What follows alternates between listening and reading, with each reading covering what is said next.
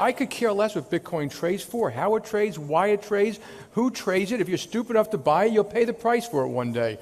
Before we start talking about Bitcoin, let's talk about the CEO of America's largest bank. Jamie Dimon is 61 years old. He was born in 1956, which means that when he was 5 years old, JFK was assassinated.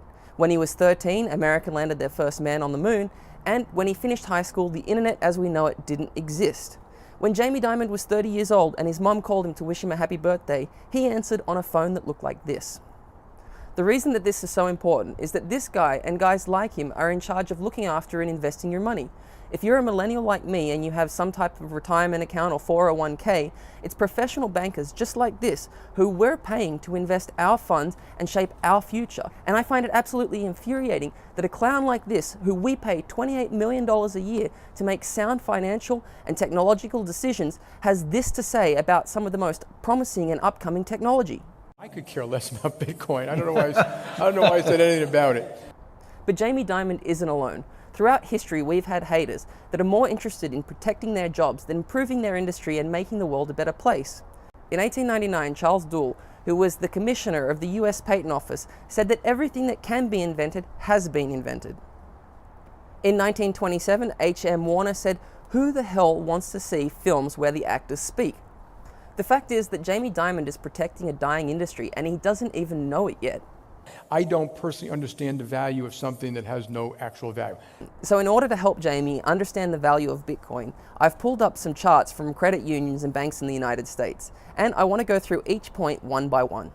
So Mr. Dimon sees absolutely no value in Bitcoin, but he does see value in having a US checking account, which is interesting because if you have a US checking account, the chances are you're paying approximately $10.27 per month in fees, just for the pleasure of having that account. But wait, if you go through a credit union, you can reduce that fee to $6.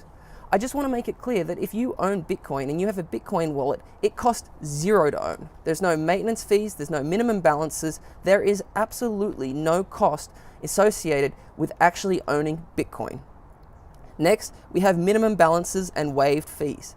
Why do you need a minimum balance? You're giving the bank your money. They're using your money to go and lend to other people. The very idea that they can't cover their fees and their operations is comical. Look at the profits, look at the way their shares have been performing in the market, and then add the fact that in 2008 we had to bail them out after they royally screwed up our economy to a point that it was barely able to recover. Now they want to tell you it's, oh, incredible, we have online banking. Mate, online banking has been around since 1999. You're 20 years late. When I use my Bitcoin account and when I use my Bittrex account, they require that I have two-factor authentication. When I use your bank account, you want to send me an SMS message. There's no comparison. You're 20 years behind the technology and you're somehow still arguing about it. One place that banks still have a large competitive advantage on is when it comes to getting fiat in your hand. Because when you actually need currency, converting Bitcoin to cash is still complicated. There are more solutions coming out on the market, the transactions are getting better, and that's something as a community we know that we're working on. But when it comes to, for example, having a bank account and being able to go to an ATM and pull money, that is one place right now that the banks are winning.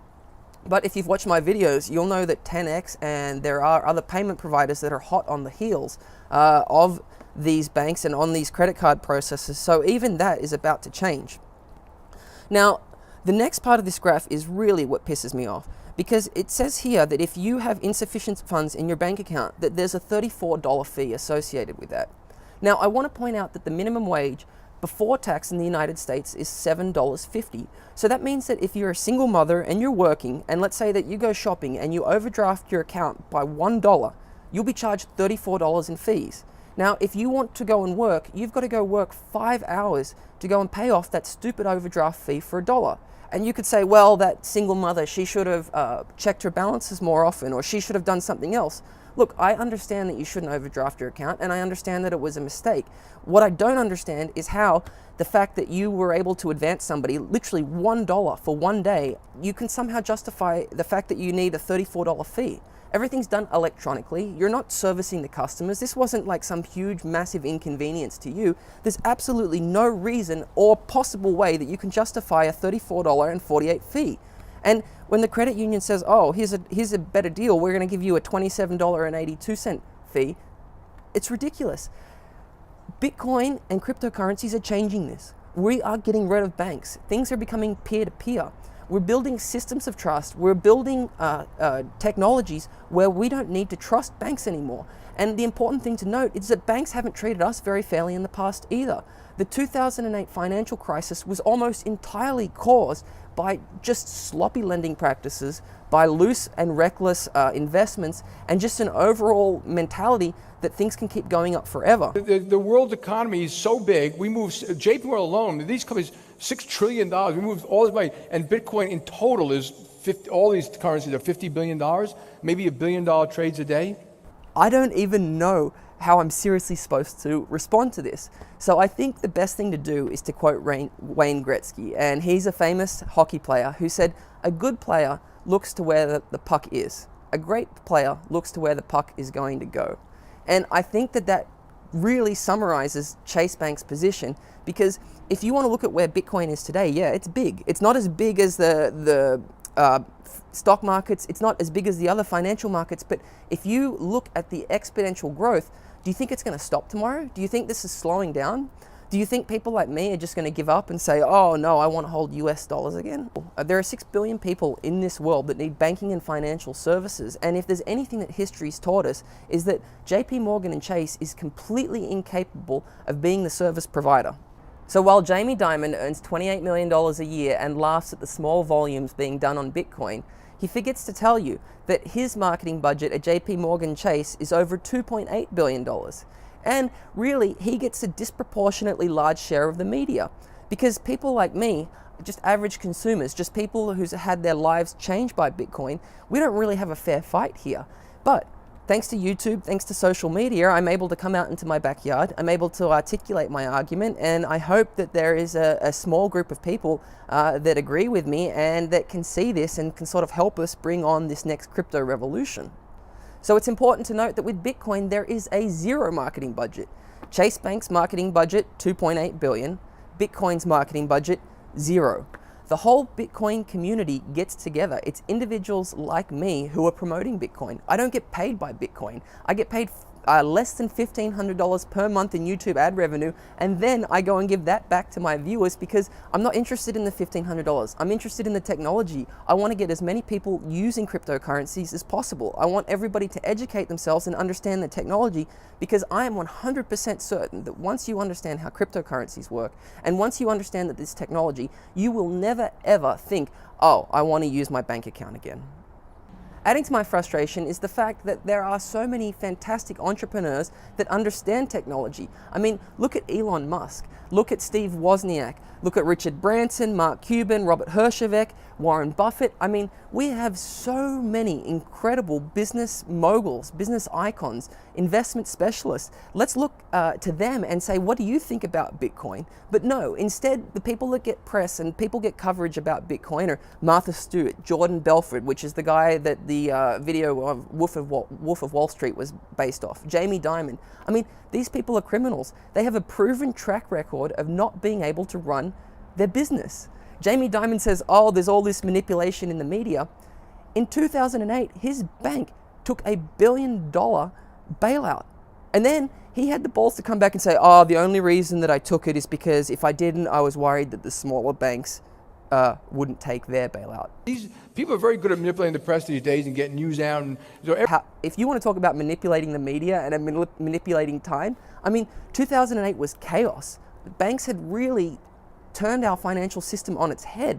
And the fact that now, after the fact that, you know, everything's okay, after the banks have recovered, that Jamie can get up and say, oh, I didn't really need the money, but, you know, I took it because I'm a good guy. These people are very good at manipulating the press these days and getting news out. And it's laughable. Like, how else do you want me to even argue about manipulation of the media when you can get away with making comments like that and nobody calls you out? These people are very good at manipulating the press these days and getting news out. And so while I have a decent understanding of cryptocurrencies and the economics behind them, I don't really understand how banks work. And it took me a while, it took me a couple weeks to research. So JPMorgan and Chase has paid over $13 billion in fines for fraudulent mortgage practices. They've also paid over $1 billion of fines for their part in the Bernie Madoff scheme. All of this happened while Jamie was CEO of JPMorgan and Chase. And yet he's the one that wants to call Bitcoin a fraud? My daughter sent me an email saying, Dad, I own 2 Bitcoins. My formerly smart daughter. What's funnier is that Jamie Dimon's family even sees the value in Bitcoin. Governments are going to crush it one day. Governments like to know where the money is, who has it, and what you're doing with it. And in case you haven't noticed. Theodore Roosevelt was one of America's greatest presidents. He created economic policies that set the United States on a path to become the world's largest, most efficient economy. And he did it on this fundamental principle that the government is supposed to service the people. So when we say governments will crush Bitcoin, I don't think that that's fair. We're forgetting the power that each citizen is supposed to have. We are living in a world where we're supposed to be innocent until proven guilty. And there is no crime in using Bitcoin. So the fact that the governments want to regulate it, I completely understand. But just because you want to regulate something doesn't mean that I'm going to agree on it. If you knock on my door and say, hey, can I look at your house? No, you can't. Come back with a warrant. If you don't have a warrant. Now, unfortunately, a lot of people don't understand their rights as citizens. And this is why it's so important right now that we say, hey, big banks aren't treating us right. We have a new technology platform that we can start to use. And as a global citizen, and as one of the lucky citizens that are living in a semi-free democracy, it's important that we take note, because we have to think about our future, we have to think about the world that we want our children to live in, and we have to think about the impact that these large companies are having on all of us. My favorite story about Theodore Roosevelt was he made it clear to the public that he was going to absolutely destroy cartels. He made it clear that if America was to grow as a country, we needed to have equal rights, we needed to have a level playing field, and that while these giant monopolies had been able to form, they were actually doing a huge disservice to the country as a whole. I think it was J.D. Rockefeller or one of the other magnates at the time was furious at this. He got in his private train, he went to Washington, and he went to the president's office and said, I demand to see the president. Theodore Roosevelt said, this is the problem with America. Rich people think that they can come in here and monopolize my time. He said, I'm a public servant, I work for the people, everybody has an equal say. And this way of thinking just seems so foreign now when we have lobbyists, when we have Donald Trump in power. It really has changed over time. So as citizens, it's time to remember that we hold the power, we hold the choice. And if you're not guilty of a crime, you need to be presumed innocent. You can't create laws because you think maybe this is going to happen in the future. And I feel like as a country, this is something that we've just slowly transitioned into. And as much as we've been centralizing these businesses the same way that in the 1800s oil, railroad, and gas did, I mean, all of our services have been centralized. So maybe it's time we start decentralizing them. Maybe it's time we start looking at these anti-competitive behaviors and we start really addressing them instead of being like, oh wow, corporate greed is good, as a really, really unhealthy part to our economy, as something that's actually killing our GDP, killing creativity, killing an efficiency. So I think the sooner that we can take that strategy, the better we'll be. Guys, thanks for watching this video. I would absolutely love an opportunity to debate Jamie Dimon in public.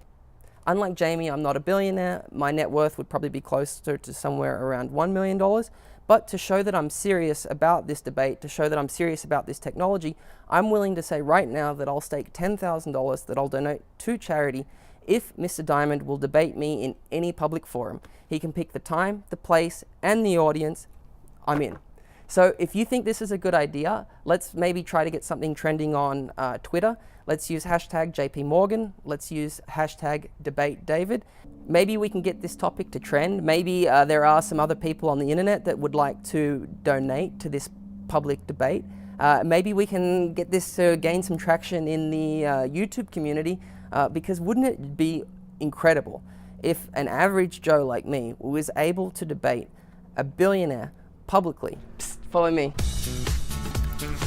Every time somebody likes one of my videos, I water these plants. Every time somebody subscribes to my channel, I give them a treat.